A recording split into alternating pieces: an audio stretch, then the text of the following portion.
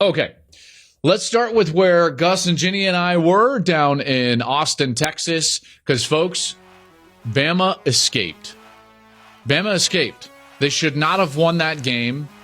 And quite frankly, if I was a Texas fan, I'd feel pretty damn good about my team moving forward. And I know their coach, he felt pretty good about their team moving forward as well. Here's Steve Sarkisian. And as I told the team, I don't look at this as, we lost. We ran out of time. I felt good about us finding a way to go down and score again there, but the clock hit 0. But we didn't lose today. We just ran out of time. Proud of our kids, proud of our team, proud of our coaches for the preparation. And now the key to the drill is getting back on the horse tomorrow and getting right back to work. We play again in 7 days. This wasn't, I think somebody, one of y'all asked me early in the week, is this game going to define us and define our season? It's not. Listen, I thought that he was dead on. I loved the first comment. I didn't think we lost. I thought we ran out of time. That's the exact message he should be sending his team right now, because his team played better than most of us thought that they were going to play, if we're really honest with ourselves. I mean, that was a 20. What it ended up being like 21.5, I think, was the official spread by the time the game kicked off. And Texas should have won the game. That's the bottom line. Even Bama fans know it. I know the Bama fans, I mean, you guys are ruthless, by the way, online. And I get it. Your team doesn't play well. It's someone new to take your anger out on. But the bottom line is, like, Bama didn't play that well. And they didn't look very good for a large portion of that game. And if you're honest with yourself, you would agree with that. Texas, on the other hand, did. And save for the fact that they had their starting quarterback get knocked out of the game, then their backup hobbled. If they have a healthy quarterback, they probably win. They missed the field goal at the end of the first half. Didn't execute inside the 20-yard line a couple of other times.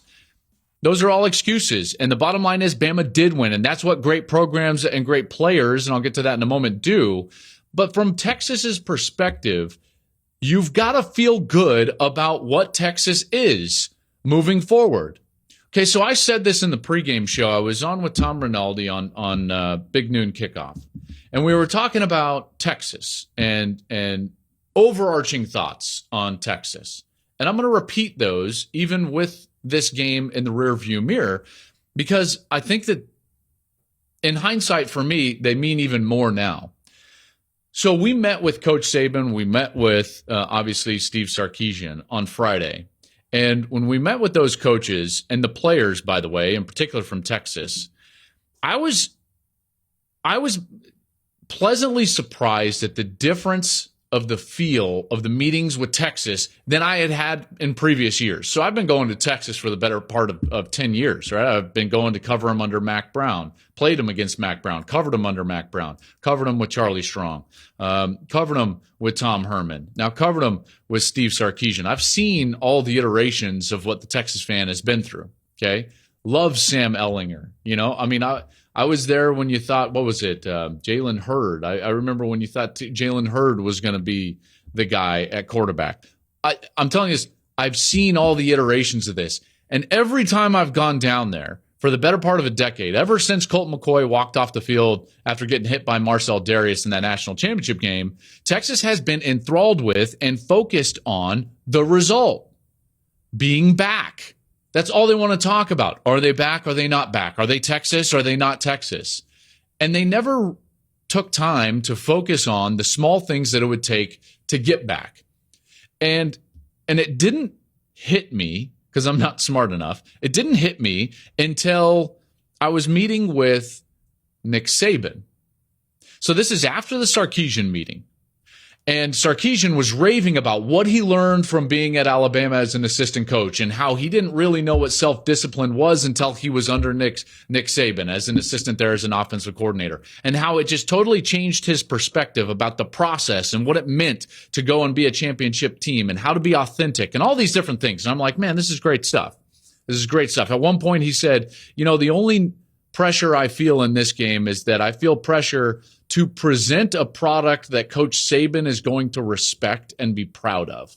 That was a remarkable line from our meetings, and I thought it was very cool.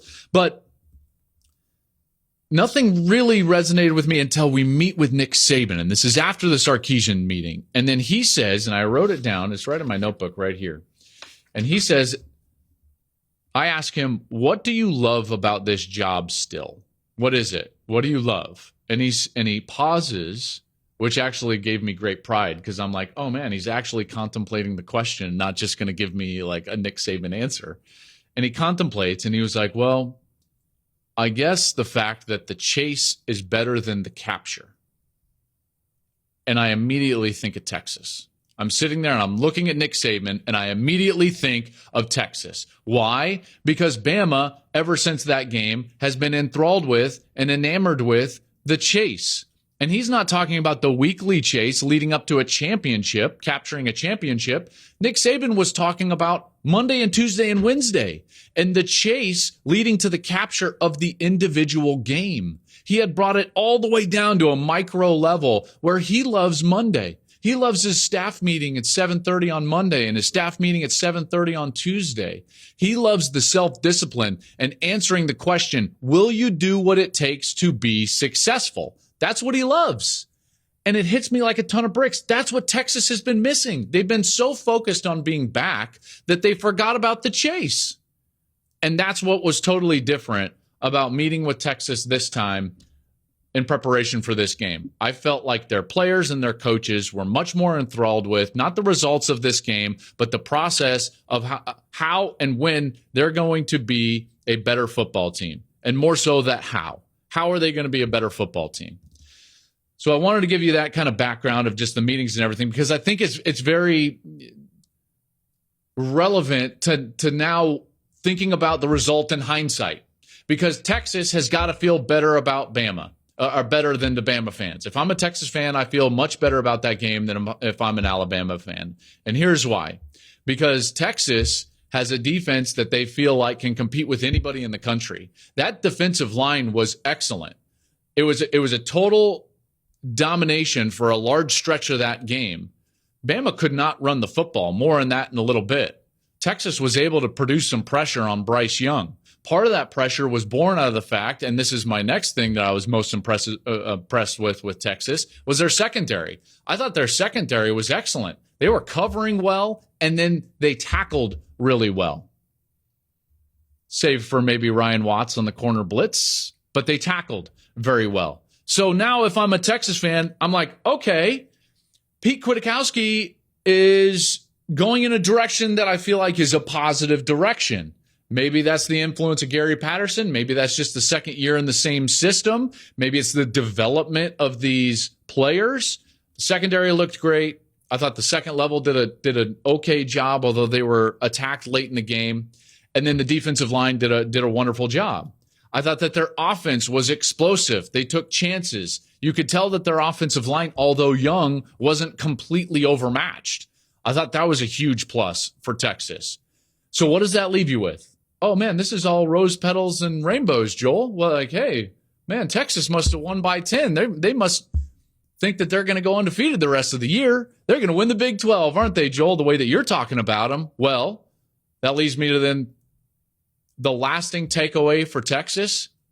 What in the hell is going to happen at quarterback? That's a frustrating one because with Quinn Ewers in that game, I think Texas wins the game. If he stays healthy, they probably win the game.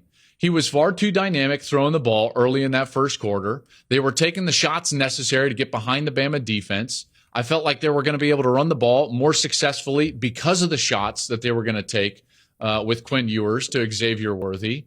If he stays healthy, they likely win the game. Bama fans are going to hate that, but they likely win the game. Bruce Feldman, he tweets the update on Quinn Ewers. He said, source, Texas QB Quinn Ewers is expected to be sidelined for at least 2 to 3 weeks. That leaves the potential for Ewers to return in time for the OU game on October 8th. So here's where you've got to think about your expectations if you're a Longhorns fan.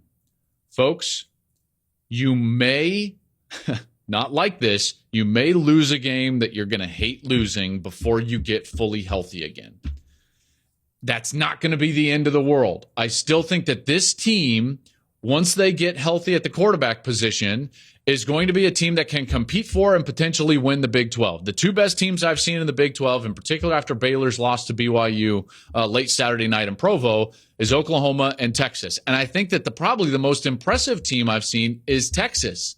So they need their quarterback healthy. Maybe 2 to 3 weeks. We'll see what goes on. They said it's a CS sprain, not an AC joint sprain. I had an AC joint where the clavicle meets the shoulder all the way on the outside. He sprained it where it meets the sternum all the way on the inside on that hit from Dallas Turner.